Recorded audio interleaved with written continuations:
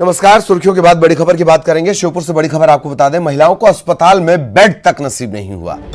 नसबंदी के लिए ये महिलाएं पहुंची हुई थी। नसबंदी के बाद इन्हें बेड नहीं मिला, जमीन पर लिटाया गया, लिटाकर ऑपरेशन करवाया गया और सर्दी में ठिठुरती रही महिलाएं। अंधेरे में महिलाओं का इलाज किया गया। अस्पताल प्रबंधन की घनघोर लापरवाही नजर आई है।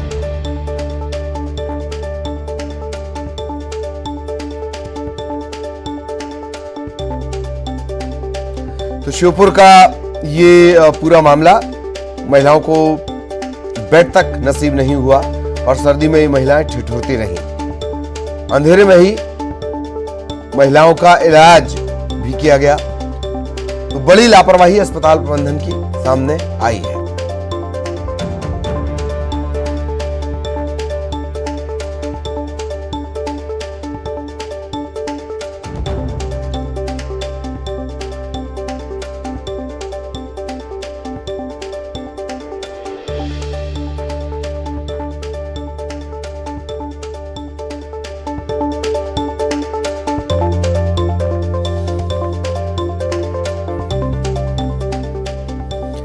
इस सर्दी में जहां ज्यादातर जिलों का तापमान 8 डिग्री सेल्सियस के आसपास है, वहां पर इस तरह से महिलाओं की नसबंदी की व्यवस्थाएं की गई।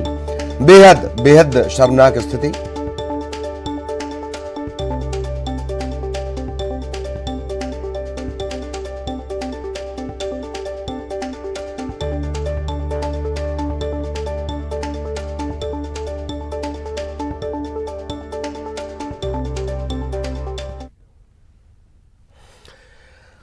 सहयोगी दीपक इस वक्त हमारे साथ जुड़े हुए हैं। दीपक, सबसे पहले पूरी घटना विस्तार से बताएं, क्या ये पूरा घटनाक्रम हुआ और आखिर इस बदइंतजामी और लापरवाही की वजह क्या?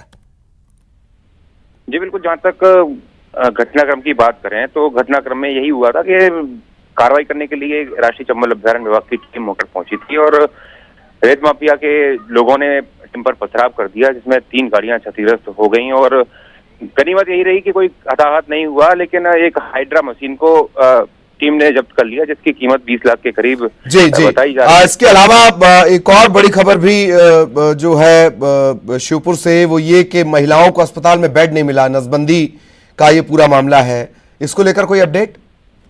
हाँ जी बिल्कुल ललित, विजयपुर सामुदायिक अस्पताल में नसबंदी शिविर आयोजित किया गया था और देर रात तक ये नसबंदी शिविर चला। इसमें व्यवस्थाओं का आलम ये रहा कि ना तो महिलाओं को लिटाने के लिए बेड की उपलब्धता कराई गई, ना ही उनको गद्दे रजाई तक उपलब्ध कराए गए, जिस वजह से महिलाएं ठिठुरती रहीं और परिजनों ने अपने इंतजाम किए, गद्दे रजाई किराए से हायर किए, तब जाके महिलाओं को सर्दी से बचने के इंतजाम किए गए। लेकिन इसके अलावा भी दूसरी अव्यवस्था यहाँ पर देखने को मिली। ना तो यहाँ गाड़ियां थी जिन्हें महिलाओं को लाने ले जाने के लिए, और ना ही स्ट्रेचर तक के इंतजाम थे। इस वजह से जो परिजन है उन्होंने महिलाओं को गोद में उठा करके, हाथ पैर पकड़ करके बड़ी मुश्किलों से गाड़ियों तक पहुंचाया और इसके बाद वो घर तक पहुंची। तो ये पहली बार नहीं है, कई बार इस तरह की तस्वीरें सामने आ चुकी हैं। लेकिन तो ये सोचकर यही होता है कि ये सोचकर दीपक कंपकपी होती है कि तकरीबन 8 डिग्री सेल्सियस के आसपास पूरे मध्य प्रदेश में तापमान कई जिलों का पहुंच गया है।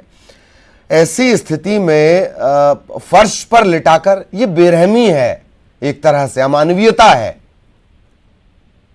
बिल्कुल अमानवीयता की ही बात है, क्योंकि इंतजाम नहीं है और वहां पर नसबंदी शिविर आयोजित किए जा रहे हैं। 8 डिग्री 9 डिग्री टेम्परेचर है। महिलाओं इस नसबंदी के दौरान जो इंजेक्शन और दूसरी दवाइयां लगती हैं, इस दौरान महिलाओं को ठिठुरन अपने आप होने लगती है।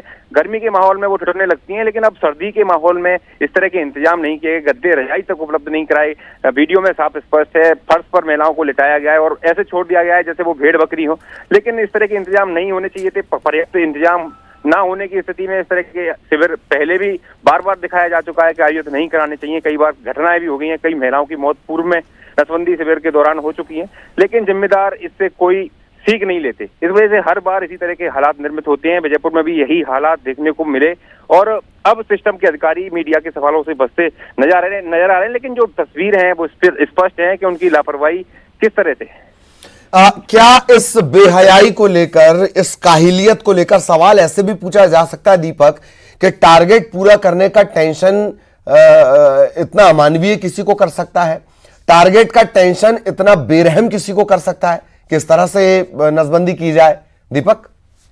बिल्कुल, जिस तरह का आलम देखने को मिला वो टारगेट पूरा करने भर के लिए ही देखने को मिला है, क्योंकि इस तरह के इंतजाम मतलब मवेशियों के लिए भी नहीं होते, जिस तरह के इंसानों के लिए यहाँ पर किए गए हैं। और टारगेट के चक्कर में महिलाओं की जान से यहाँ पर खिलवाड़ बार बार किया जा रहा है।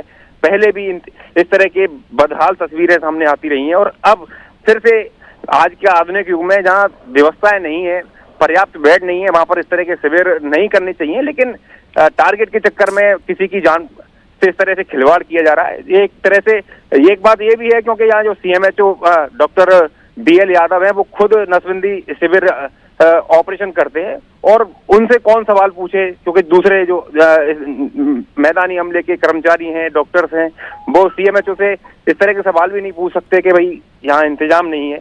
वही तो उनको खुद सोचना चाहिए कि भाई इंतजाम नहीं है तो इस तरह के ऑपरेशन आयोजित नहीं होने चाहिए। जी, और क्या ये भी आपने किसी का रिएक्शन लेने की कोशिश की? जाहिरा तौर पर इतने बड़े घटनाक्रम के बाद, इतनी बड़ी घनघोर लापरवाही के बाद सब मुंह छुपाते फिर रहे होंगे। दीपक, बिल्कुल, जहां तक रिएक्शन की बात करें तो CMHO अभी भी विजयपुर में है। देर रात तक उनसे बात करने की कोशिश की, सुबह से भी हम लगातार प्रयास कर रहे हैं, लेकिन CMHO मीडिया के सवालों से बचते नजर आ रहे हैं। वजह यही है कि इस तरह के बदहाल इंतजामों के बीच में उन्होंने नसबंदी शिविर आयोजित किया, जिसमें किसी भी महिला के साथ कोई भी अप्रिय घटना भी हो सकती थी, क्योंकि पूर्व में भी घटनाएं होती रही हैं, और अब इस तरह के इंतजाम, बदहाल इंतजाम यहाँ पर फिर देखने को मिले हैं। बिल्कुल बिल्कुल बिल्कुल। बहुत बहुत धन्यवाद दीपक इस तमाम जानकारी के लिए। आगे भी आपके जरिए अपडेट और रिएक्शन हम अपने दर्शकों तक पहुंचाएंगे। आप देख लीजिए, इन तस्वीरों को देख लीजिए, ये 2022 की ही तस्वीरें हैं, इसी श्योपुर की तस्वीरें हैं। इसी श्योपुर का एक बड़ा सा इवेंट आपने देखा था। यहां चीतों के लिए तो सहूलियत है, सुविधाएं हैं, सुरक्षा है, पर इंसानों के लिए नहीं है। देख लीजिए।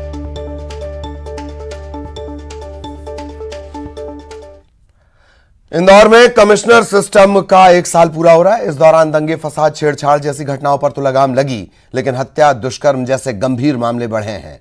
हालांकि पुलिस के प्रति जनता का भरोसा भी बढ़ा है। इंदौर में पुलिस कमिश्नर सिस्टम लागू हुए 1 साल हो गए। इस 1 साल में पुलिस ने कई उपलब्धियां हासिल की। इसके साथ ही कानून व्यवस्था पर कई बार सवाल भी उठे। इंदौर के पहले पुलिस कमिश्नर हरिनारायण चारी मिश्रा ने बताया कि पुलिसिंग को बेहतर बनाने की काफी कोशिश की गई। हरिनारायण चारी मिश्रा बताते हैं कि पहले सीमित अफसर थे, लेकिन ये सिस्टम लागू होने के बाद शहर को कई अफसर मिले हैं जो लगातार मॉनिटरिंग करते हैं। अफसरों को अलग अलग शाखाओं का प्रभार सौंपा गया है। पुलिस बेहतर तरीके से काम कर रही है, जिससे लोग भी संतुष्ट हैं, और पुलिस के खिलाफ आने वाली शिकायतों में भी करीब 27% की कमी आई है। इस पूरे प्रणाली की बड़ी ही उल्लेखनीय प्रभाव सामने आए हैं, और अगर हम लौट करके अगर हम पिछले कुछ समय के अगर आंकड़ों की और पूरे परिस्थितियों का आकलन करें तो उससे कुछ चीज़ें बड़ी स्पष्ट रूप से उभर कर सामने आती हैं। सबसे महत्वपूर्ण जो मुख्य तौर पे कानून व्यवस्था की स्थिति बड़े ही अच्छे ढंग से सुदृढ़ हुई है। मुख्य तौर पे जो बलवा संबंधी और जो इस तरह के विवाद होते हैं उनमें लगभग 1/4 से ज़्यादा कमी आई है। खास तौर पर यह पुलिस की तत्परता से और घटनाओं को माइन्यूटली देखने से और साथ ही साथ जो सूचना तंत्र है उसके बेहतर होने की वजह से ये सकारात्मक परिणाम सामने आए। पुलिस कमिश्नर सिस्टम लागू होने के बाद इंदौर में कानून व्यवस्था बेहतर किए जाने के पुलिस कमिश्नर हरिनारायण चारी मिश्रा के इन दावों में कितना दम है, इन आंकड़ों के जरिए समझते हैं। 2021 में हत्या के 43 मामले आए, जबकि 2022 में 52। हत्या के प्रयास के 79 मामले 2021 में, जबकि 2022 में 85 मामले। डकैती के 2021 में 6 मामले, जबकि 2022 में 1 भी नहीं। जबकि 2021 में चेन स्नेचिंग की 77 वारदात और 2022 में 57 वारदात। जबकि 2021 में दुष्कर्म के 259 मामले और 2022 में 315 मामले। वहीं बलवा की बात करें तो 2021 में 26 मामले और 2022 में 17 मामले सामने आए। ये आंकड़े बता रहे हैं कि इंदौर में बलवा, डकैती जैसे मामलों में तो कमी आई, लेकिन हत्या और दुष्कर्म जैसी घटनाएं बढ़ी हैं। ये गंभीर अपराध हैं। इन पर लगाम लगाने में फिलहाल ज्यादा सफलता मिलती नजर नहीं आ रही। इस पूरे प्रणाली से यह परिणाम हासिल हुए हैं। चाहे डकैती की घटना हो, पिछले साल 6 डकैती की घटनाएं हुई थी, इस वर्ष 1 भी घटना नहीं हुई। इसके अलावा हर लूट और चेन स्नैचिंग की घटनाएं सभी ट्रेस हुई हैं और घटनाओं में काफ़ी कमी आई है। चाहे वाहन चोरी की घटना हो, चाहे मुख्य तौर पे जो चोरी, जो नकबजनी जो होती है घरों में, उनकी घटना, लगभग हर तरह के प्रॉपर्टी ऑफेंस में कमी आई है। जिस तरह से जनसंख्या बढ़ रही है, जिस तरह से परिस्थितियां बदल रही है, उनके अनुरूप, उनके बावजूद इस तरह की घटनाओं में कमी आना एक बड़ी उल्लेखनीय सफलता है। पुलिस का दावा है कि एक साल में 60 सांप्रदायिक दंगों की साजिश विफल कर दी गई। हरिनारायण चारी मिश्रा का यह भी कहना है कि बड़ी संख्या में अपराधियों ने अपराध को छोड़ा है। पुलिस कमिश्नर इसे बड़ी उपलब्धि के साथ ही इस व्यवस्था को सफल बता रहे हैं। ऐसे अपराधी जिनका आपराधिक रिकॉर्ड था और कमी है, उसमें बड़ी संख्या में उन्होंने अपराध करना छोड़ दिया है, या फिर जो कह सकते हैं दूसरे शब्दों में कि जो प्रिवेंटिव कार्रवाइयां की गई हैं उनका एक व्यापक असर हुआ है, जिसके कारण वो अपराध से विमुख हुए हैं। पुलिस का उद्देश्य कभी भी किसी को इस आपराधिक दंडिक न्यायिक प्रणाली की परिधि में लाना कभी नहीं होता। पुलिस का उद्देश्य होता है कि अपराध कम हो, और व्यक्ति अगर अपराध से विमुख होकर समाज की मुख्य धारा में सम्मिलित हो तो पुलिस की हमेशा यही सबसे ऊपर मंशा रहती है। इंदौर में पुलिस कमिश्नर सिस्टम से यहाँ के लोग भी संतुष्ट नजर आ रहे हैं। लोगों का कहना है कि पुलिस सहयोग कर रही है। शहर की जनता इसे शानदार पहल बता रही है, खुशी जता रही है। पुलिस कमिश्नर प्रणाली आने के बाद बहुत ही चेंज आ गया है पुलिस प्रशासन में और नगरीय प्रशासन में। हम देखते हैं, हमको लगभग हर चौराहे पर पुलिस आज अवेलेबल मिलती है, पहले ऐसा नहीं था। और पुलिस के व्यवहार में भी काफ़ी बदलाव आया है, जहाँ तक कि मैंने पर्सनल भी देखा है कई बार चालान काटने में और कई चीज़ों में पुलिस जिस तरीके से पहले बात करती थी और घटनाएं घटती थी उसमें बहुत सुधार आया है। निश्चित ही बहुत शानदार एक्सपेरिमेंट है ये। मैं तो एक्सपेरिमेंट मान रहा हूँ, पायलट प्रोजेक्ट है, 2 बड़े शहरों में चल रहा है। तो कुछ चीज़ें देखने में आई हैं। एज अ कॉमन सिटीजन, साधारण नागरिक होने की वजह से मैं कुछ चीज़ें देख पा रहा हूँ। एक तो रात की जो बाजार शुरू हुई है, लगभग 3 महीने हो चुके हैं, एक भी वारदात नहीं है रिकॉर्डेड। पुलिस गश्त करते रहती है। तो एक है सेंस ऑफ रिस्पॉन्सिबिलिटी, दूसरा है महकमा जो है ज़्यादा चुस्त दुरुस्त दिख रहा है। इंटरेक्शंस पब्लिक के साथ उनके बहुत हो रहे हैं, पोलाइट स्पीकिंग में हैं वो लोग। पब्लिक पुलिस की तारीफ कर रही है। इंदौर में पुलिस कमिश्नर सिस्टम की ये सबसे बड़ी उपलब्धि है। इस पहल से अपराधों में कमी आई है, लेकिन अपराधों पर पूरी तरह लगाम लगाने के लिए अभी और काम बाकी है। विकास सिंह चौहान, न्यूज़ 18, इंदौर।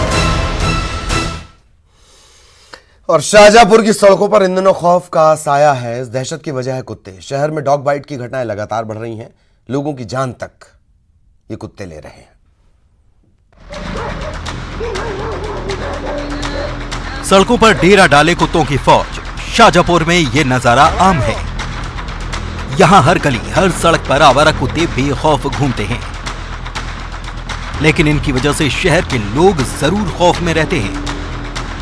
कुत्ते यहां लोगों की जान ले रहे हैं। झोंकर गांव में हाल ही में घर के पास खेल रहे 8 साल के बच्चे को कुत्ते ने काट लिया था।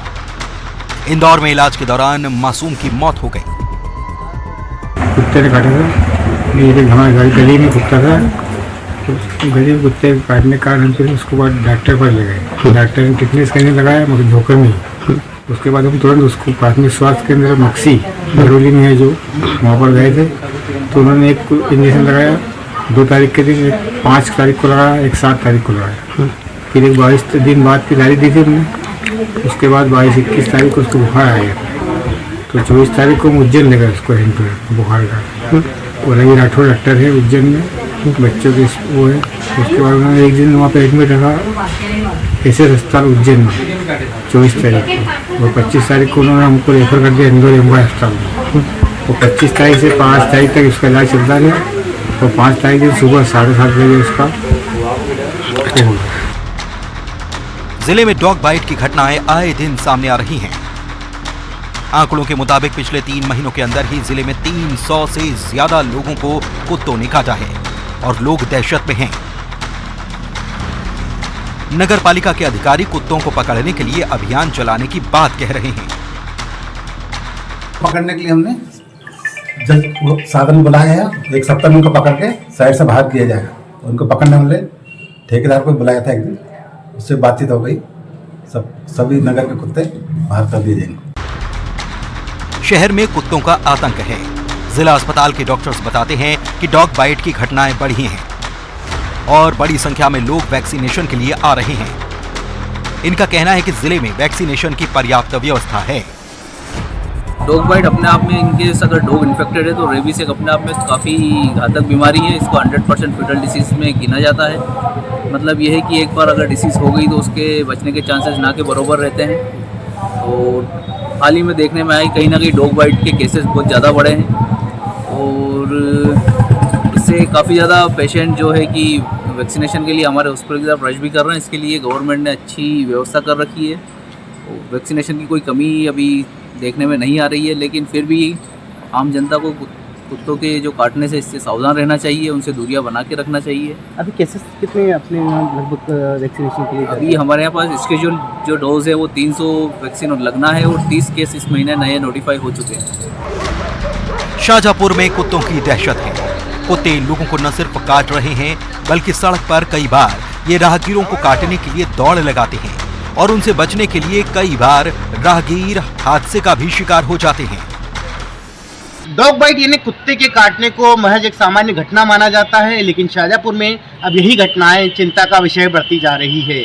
आंकड़ों की बात करें तो शाहजहांपुर जिले में पिछले 3 महीने के दौरान ही 300 से ज़्यादा लोगों को आवारा कुत्तों ने न सिर्फ काटा है बल्कि कई लोग इसकी वजह से गंभीर बीमार भी हुए हैं।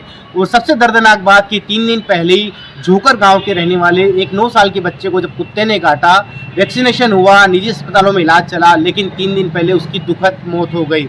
तो कुत्ते की काटने की घटनाएं अब जान पर बना रही है। नगर पालिका कह रही कि कुत्तों को पकड़ने के लिए सघन अभियान चलाया जाएगा। जिला अस्पताल के डॉक्टर कहते हैं कि पर्याप्त वैक्सीनेशन उपलब्ध है। इन सब के बीच सड़क पर घूमते कुत्ते कहीं न कहीं लोगों के लिए खौफ का विषय बनते जा रहे हैं। सुनील हंचुरिया, न्यूज़ 18 मध्य प्रदेश, शाहजहांपुर।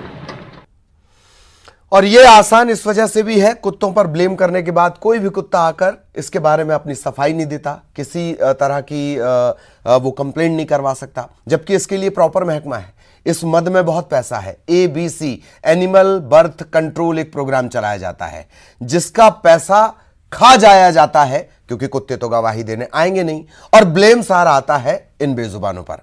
दतिया का रुख करेंगे। दतिया में एक ऐसे शख्स हैं जिनकी आवाज में जादू है। भगवान दास नाम के ये शख्स हैं, तरह तरह की आवाजें निकालते हैं।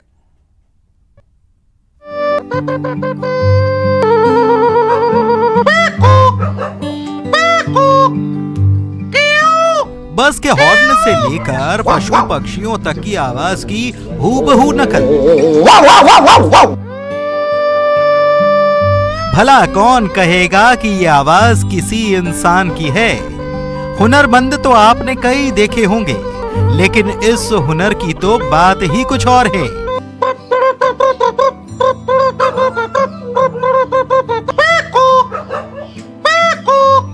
तरह तरह की आवाजें निकाल रहे इस शख्स का नाम है भगवान दास गौरव। भगवान दास दतिया से करीब 70 किलोमीटर दूर भांडेर तहसील में एक छोटे से गांव के रहने वाले हैं, लेकिन इनकी प्रतिभा बहुत बड़ी है। भगवान दास पशु पक्षियों समेत कई तरह की आवाजें निकालते हैं।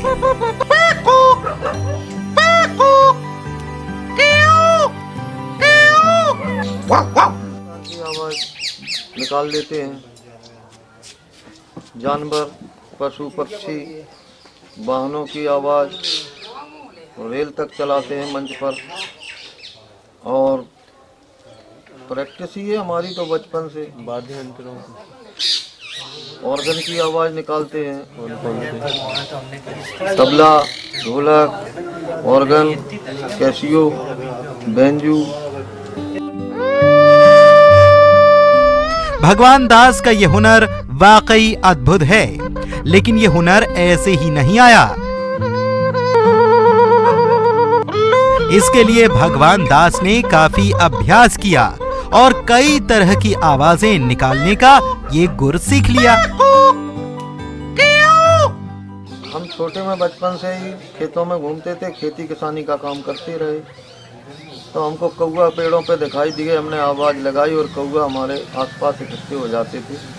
और मोर की आवाज़ लगाई तो मोर भी बोलने लगती थी। बकरियों की आवाज़, इस तरह से हमने कोई भी जानवर की आवाज़ लगाई और वही जानवर बोलने लगते थे। इससे हमको शौक़ बढ़ा। फिर धीरे धीरे बस निकल गई। हॉर्न कैसे लगाया, वही हॉर्न हमने रिपीट किया। और तबला कैसे चल बज रहा है, तबले का संगत कैसे होती है, तबला बजाना वहीं से सीखा। ढोलक भी वहीं से बजाता हूँ। पेट भी मुँह से बजती है। प्रैक्टिस की गुरु नहीं बनाया किसी। कोई गुरु नहीं है, हम तो हमारा तो अभ्यास ही गुरु है। भगवान दास की आवाज लोगों को लुभाती है। इनकी ये प्रतिभा कमाल की है। भगवान दास का कहना है कि इस प्रतिभा का उन्हें फायदा नहीं मिला, ऐसा मौका नहीं मिला जो उन्हें गुमनामी के अंधेरे से निकाल दे। कोई प्रतिभा का लाभ नहीं मिला। ये प्रतिभा होती है, हर एक के पास नहीं है। मैंने काम जो हम करते हैं वो हूबहू जब म्यूजिक में साउंड में निकलता है तो आवाज़ बन के आती है, आवाज़ मानता आदमी, ऐसी बात नहीं है, गारंटेड है वो तो। लेकिन उसका लाभ नहीं मिला। बस ये है कि अब उम्र तो हमारी होती जा रही है, अब जो कुछ है अपने पास। देश में प्रतिभाओं की कमी नहीं, लेकिन कई प्रतिभाओं को मौका ही नहीं मिलता। भगवान दास भी उन्हीं में से एक हैं। इनकी तमन्ना है कि इस हुनर के बारे में लोग भी जानें। अशोक शर्मा, न्यूज़ 18, दतिया। और इसी के साथ इस बुलेटिन में इतना ही। खबरें जारी रहेंगी।